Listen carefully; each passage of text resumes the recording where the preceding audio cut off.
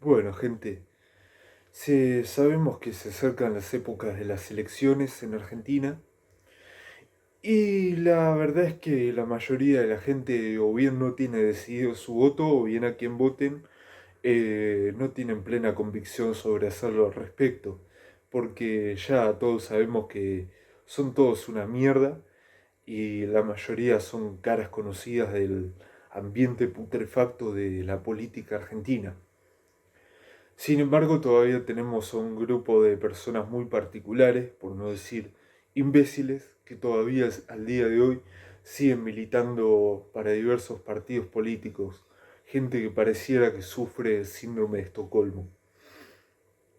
En este panorama tan tétrico que tiene la Argentina y el panorama aún más tétrico y más oscuro que se avecina, sucedió que hace un par de semanas, el 14 de julio, se cumplieron, cumpliría años el prócer, perdón, 100 años, el prócer, uno de los próceres más grandes y yo diría el más honrado de todos que ha tenido el placer, la gracia de conocer este país y que fue René Jerónimo Favaloro. Pero lamentablemente hoy no voy a tener que estar hablando de su vida, sino de su muerte. Y hacer un juicio lo más objetivo posible sobre quién es el culpable de su muerte. Pero, como todo final tiene un principio, voy a empezar hablando de la vida, la trayectoria y la historia de este prócer. René Favaloro entonces nace el 14 de julio de 1923 en el barrio de Mondongo, en la ciudad de La Plata. De su padre, carpintero y ebanista, probablemente haya heredado el ingenio y la cualidad artística, y de su madre, trabajadora textil, modista, probablemente le haya conferido el don de la motricidad. Pero no fue de ellos sino de su tío Arturo, de quien heredó la vocación, que es la medicina. Favaloro transitó el colegio secundario en el Nacional de La Plata y luego de eso entró a la carrera de medicina. Ella acompañó a su tío eh, haciendo consultorio y demás, y ahí fue donde adquirió convicción plena de que la medicina era su futuro. Y en medicina, en las prácticas de semiología y medicina interna, simplemente lo confirmó. Gracias a la obsesión y al esfuerzo, él conseguía estar entre los primeros de su clase. Y además de esto, se entremezclaba con alumnos de años superiores para obtener más conocimientos de práctica clínica. Cuando ya tuvo la experiencia suficiente, o sea, cuando ya estaba en años superiores, realizaba guardias de 24 a 48 horas en el policlínico, en el San Martín. Cuando también él iba a cirugías para observar la precisión, la delicadeza y el arte del acto quirúrgico, en especial de quienes admiraba que eran Crisman y Mainetti, dos cirujanos de la mayor excelencia que han habido acá en este país. Cuando Favaloro cursaba medicina no había práctica final obligatoria como ahora y se recibían gracias a la tesis. La tesis de Favaloro trataba sobre el ilio, no sobre el ilion, sino sobre el ilio y, y el abdomen agudo en general. Y bueno, cuando Favaloro se recibe, él creía que su lugar en el mundo iba a estar en el policlínico, en el hospital San Martín. Debido a todos los años que había transitado en las guardias, a la cantidad de horas de guardia que sumaba, a haber obtenido el primer puesto en el concurso para médico interno y, y demás factores, él creía que, no creía, digamos, le correspondía el lugar en, en el San Martín como médico interno. Cuando se desocupa una vacante para médico interno auxiliar, lo llaman desde la administración para decirle esto mismo. Entonces le entregan una tarjeta y le dicen que para trabajar allí tenía que llenar la tarjeta con sus datos personales en la parte de arriba y en la parte de abajo firmar que estaba de acuerdo con la doctrina peronista. Y bueno, en la parte de atrás de la tarjeta iría la firma de un senador o de un diputado del partido que le daría el aval. Favaloro le dijo que lo iba a pensar, pero internamente ya conocía la respuesta. Es que él odiaba la tiranía y la obsecuencia y ya sus opiniones políticas o sus opiniones en líneas generales le habían costado pasar unos cuantos días en la cárcel en sus días como estudiante. En su libro Recuerdos de un médico rural, Favaloro se referiría de la siguiente manera a el peronismo. Al terminar mi internado y mis estudios en 1948, pensaba con absoluta seguridad que mi futuro estaba allí, en el hospital policlínico, donde podría desarrollar la actividad quirúrgica y docente siguiendo los pasos de mis maestros. Pero es evidente que cada uno tiene un destino que cumplir. Una serie de factores decidieron la interrupción de la carrera hospitalaria y universitaria que había planeado. El primero, quizás el de más valor, fue el factor político. Pertenezco a lo que se ha dado en llamar la generación del 45.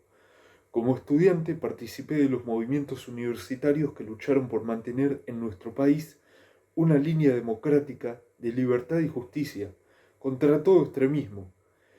Por ello, soporté la cárcel por algunos días en 2 oportunidades. La mayoría de los estudiantes de esa época éramos profundamente idealistas. No podíamos entender que la dádiva, la demagogia y el acomodo se convirtieran en un estilo de vida. Cómo nos dolían aquellos actos públicos donde estudiantes recibían bicicletas, motonetas y hasta automóviles como pago a su obsecuencia. Siempre recordaré la visita de Eva Perón a nuestro hospital para inaugurar un pabellón. Se realizó, como era de costumbre en aquellos tiempos, un gran acto público.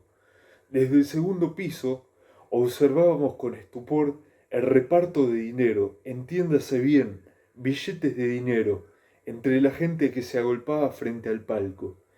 Cuando se terminaban, sus adláteres desde atrás le alcanzaban nuevos fajos que volvía a distribuir en medio de cánticos y vítores. Es posible que la mayoría no diera trascendencia a lo que estábamos observando, pero para mí era denigrante. Se rebajaban tanto los de arriba como los de abajo. No era esa ciertamente la manera de solucionar los problemas sociales. A la muerte de Eva Perón nos tocó vivir los días de luto obligatorio. En nuestras recorridas por el hospital nos encontrábamos con médicos y profesores que lo llevaban, en su inmensa mayoría, por obligación. El temor de perder lo obtenido a través de tantos años era la explicación que escuchábamos con dolor. Algunos los comprendíamos, a otros no. El luto obligatorio se refería a que en aquella época tenían que llevar el traje negro y la corbata negra por obligación. Si te veían con una corbata de otro color, eh, perdías el laburo. Por eso es que mucha gente que era disidente y que tenía los huevos suficientes como para no llevar el luto obligatorio, porque no se les daba la gana, quedaron desempleados en aquella época. La intachable honradez de René comenzaría a marcar su camino, en este caso al cerrársele las puertas para trabajar en el San Martín. Es irónico el nombre de San Martín del hospital porque Favaloro justamente ha sido uno de los grandes estudiosos de la historia de San Martín, habiendo escrito un libro al respecto. Otro libro, además de este, Recuerdo de un médico rural, el cual se los recomiendo con gran cariño y cuando lo tenga disponible en PDF no dudaré en subirlo si es que anda por ahí. Favaloro también seguía esperando el llamado para ser ayudante diplomado en la cátedra de clínica quirúrgica, pero en aquella época también los concursos habían dejado de ser concursos y pasaron los profesores a contratarse a dedo a cargo del titular. Y como los titulares eran todos peronistas y ella tenía fama de detractor, ese llamado nunca lo iba a recibir. Así René se chocaba con la triste realidad argentina. El que no tranza, no mama. Su futuro se tornaba tormentoso, debido a que él ya sabía que para ascender y progresar tenía que aceptar ciertas inmoralidades. Pero hay quienes creen que un sendero de oscuridad no puede llevar a un camino bueno. Y en esa época de incertidumbre fue que recibe una llamada de su tío, que residía en Jacinto Arauz, no el médico, otro tío, diciéndole que el médico de Jacinto Arauz se había enfermado y iba a tener que viajar a Buenos Aires. Y le pedía por favor si no lo podía suplantar, más no fuera por 2 o 3 meses. Favaloro tenía muchas dudas porque él verdaderamente quería trabajar en el policlínico. Y quien había sido su jefe en la guardia lo intentó persuadir de las mil maneras para que él no fuera. Y cuando él finalmente tomó la decisión de ir a Jacinto Arauz, entonces este jefe le dijo, todos aquí te han deseado muy buena suerte. Yo por el contrario te deseo muy mala suerte. Vos no naciste para ser médico rural. Por lo tanto, Favaloro, verdaderamente motivado por esa frase, agarró y se tomó el tren a La Pampa. Cuando llegó a La Pampa, Jacinto Arauz se chocó con una ciudad rural que poseía un solo médico y no solo para Jacinto Arauz, sino para las ciudades rurales que estaban a su alrededor. Sin embargo, en la práctica con el médico que residía allí, se encariñó con la gente y descubrió lo que sería la medicina rural. Resulta que la enfermedad que aquejaba a este médico no era ni más ni menos que el cáncer de pulmón.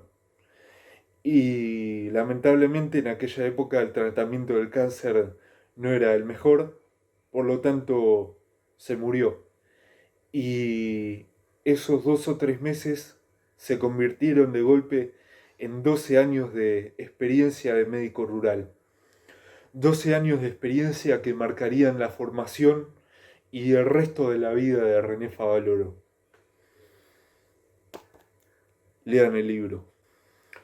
Luego de estos 12 años, Favaloro, a la par que ejercía como médico rural, volvía a La Plata a congresos y conferencias a informarse sobre los adelantos de la medicina y estudiaba de la información que podía recabar, estudiaba sobre los adelantos de la medicina y particularmente lo cual le interesaba más, que, que era la cirugía cardiovascular. En un momento le surgió la oportunidad de irse a Estados Unidos. En realidad no le surgió la oportunidad, se la buscó. Fue hasta la Cleveland, que era la clínica con mayor prestigio de Estados Unidos prácticamente. Y su objetivo era allí instruirse y trabajar en los últimos adelantos. Pero cuando llegó a la Cleveland, los médicos de Estados Unidos dijeron, ¿un médico rural de Argentina? ¿Qué corta y pincha acá? Mandalo a laburar en la guardia. Y bueno, lo menospreciaban allí, lo subestimaban. Pero resulta que en Estados Unidos, al tener tanta tecnología, ellos fueron reemplazando el semblanteo y la práctica clínica, cosas de las cuales Favaloro ya gozaban demasiado en aquella época, al no tener prácticamente más que sus manos para trabajar durante toda la experiencia como médico rural. Entonces, pacientes que los demás médicos tan prestigiosos no, no sabían qué tenía, él podía dar un diagnóstico más acertado. Fue allí que se lo empezaron a tomar en serio. Durante esta experiencia empezaron a trabajar en lo que posteriormente sería el bypass, una técnica quirúrgica en la cual un- una arteria coronaria obstruida se le fabrica un camino alternativo, se la puentea básicamente, tomando un pedazo de vena safena. Por lo tanto, esta técnica no requiere de ningún tipo de fármacos, no requiere de ningún tipo de tecnología, de nada prácticamente. No le brinda un peso a ninguna farmacéutica ni nada. Solamente agarra un cacho de vena del propio cuerpo y te solucionan una obstrucción cardíaca. Esta técnica salvaría incontable cantidad de vidas, incontable. Pero sin embargo Favaloro nunca obtuvo el, el Premio Nobel de la Medicina. ¿Y por qué sería? Me pregunto yo. Cuando Favaloro vuelve a Argentina, unos cuantos años después sería el proceso de reorganización nacional, el golpe militar al gobierno de Isabel Perón. Y cuando esto termina, Favaloro integra la CONADEP, que es la institución que se dedica a registrar la cantidad de muertos que produjo el golpe militar. Pero Favaloro quería que contaran también todas las muertes y desapariciones que produjo la AAA, el ejército paramilitar peronista, y la CONADEP se negaba a contabilizarlos. Así también dejó de formar parte de la CONADEP. Entonces, Favaloro vuelve a Argentina con la intención de crear una clínica similar a la Cleveland, con los mismos estándares. Estándares de atención que ningún hospital ni clínica estaban cerca de brindar en Argentina. De la mano con Luis de la Fuente, otro gran médico argentino, del cual también les recomiendo que chusmeen la historia, crean la Fundación Favaloro. La Fundación Favaloro era enorme, y lo sigue siendo, pero con Favaloro era enorme. y se encargaban tanto de la atención de la salud como de la investigación y de la docencia. Una atención de la salud que Favaloro creía que debía ser social, como él creía que debía ser la medicina, comunitaria, humanista. Y esto era lo que hacía con la fundación. Aquel que podía pagar, pagaba, pero aquel que no podía pagar, no pagaba.